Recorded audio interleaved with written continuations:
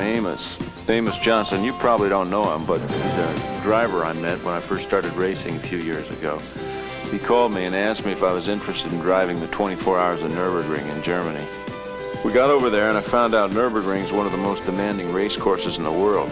It's built around the old Nürburg Castle in the Eifel Mountain region of West Germany. It's supposed to be the longest, tightest, toughest road racing course in the world. Over 14 miles, 176 turns.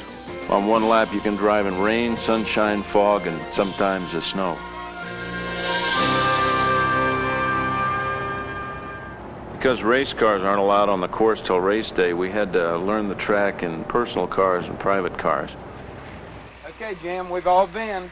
Your turn. Me? Yep, come on. Now? Yep, you'll love it. We had the help of a man who knows the ring better than anyone. He's a local, Heinz Enrique.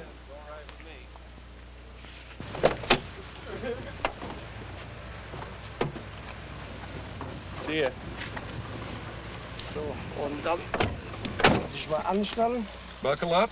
Jawohl. Buckle up and see. Okay. So, okay. Aufnehmen, geht's los. Schalten. Oh, wow. Und dann wollen wir mal.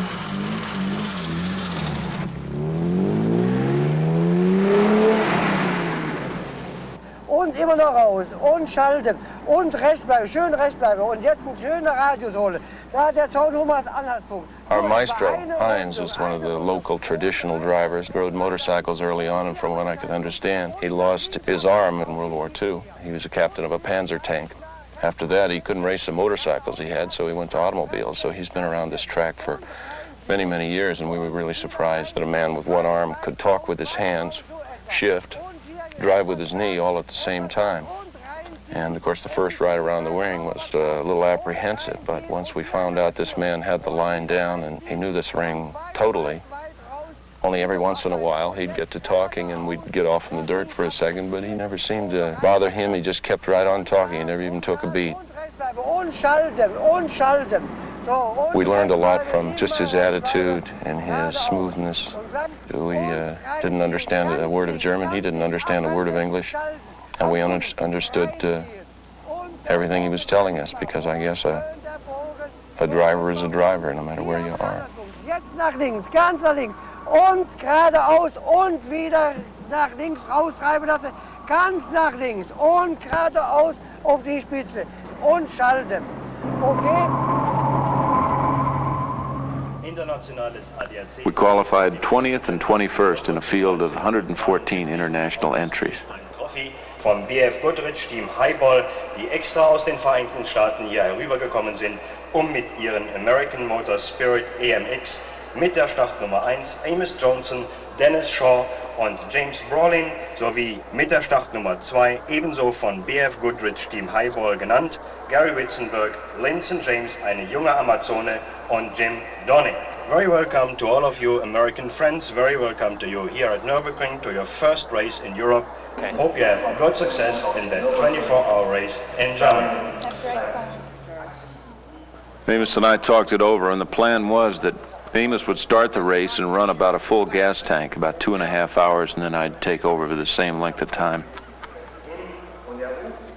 Down to that last 24 hours. Yeah, the easy part, right? Yeah. Getting him here was a tough part. Yeah, nothing to it from now on. Piece of cake.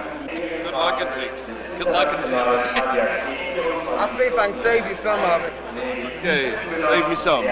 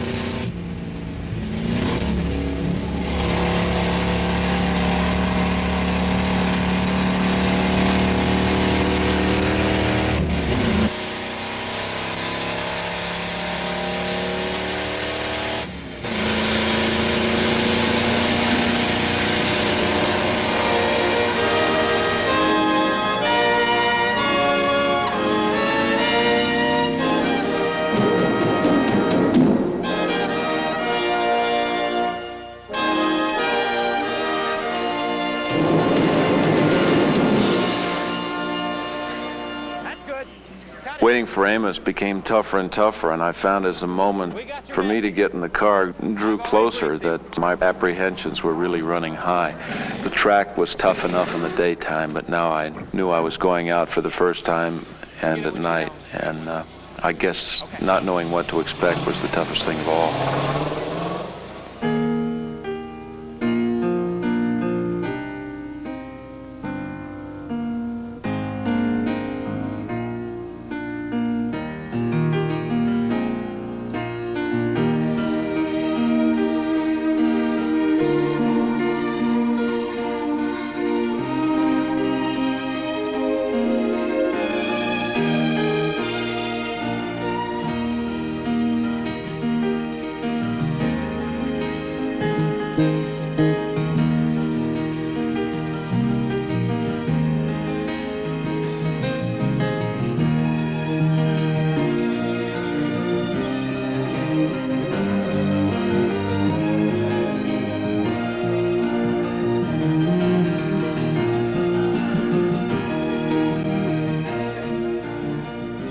Early on, we seemed to have a problem with the clutches, under a lot of torque. They were slipping a little on us, and you could never tell how the brakes were going to respond.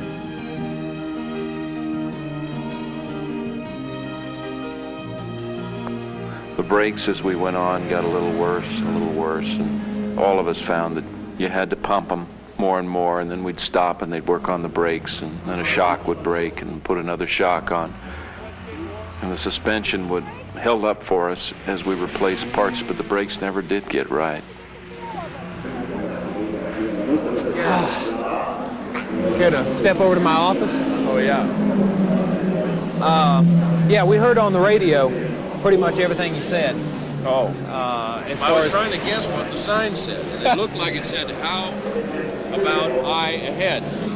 And I thought Amos was holding it. It looked just like it was him holding it. yeah, So he I was. thought, He was. Oh, how about, as I interpreted it as, how about me just driving a little bit sooner than we had planned so I can figure out what's wrong with the car? And I tried to...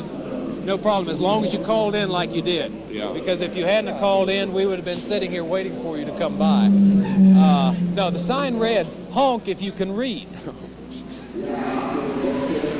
And Amos said that Well, it needs a little more light on it.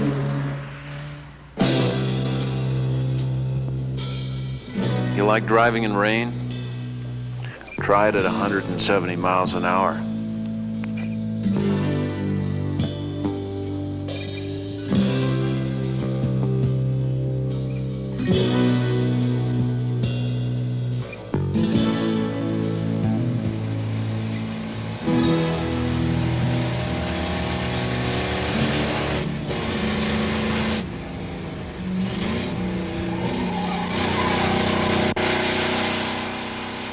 Hours into the race, 8 hours to go. 36 cars have dropped out. There's 78 of us still running. Even with all our problems, we're still running near the front of our class.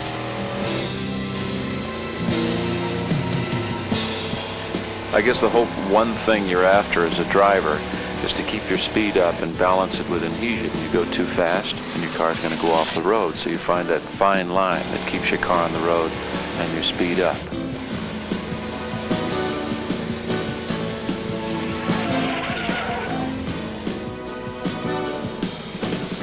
We didn't have any adhesion problems. The car stuck well on corners in dry and in wet. Our problems were our shocks and our brakes.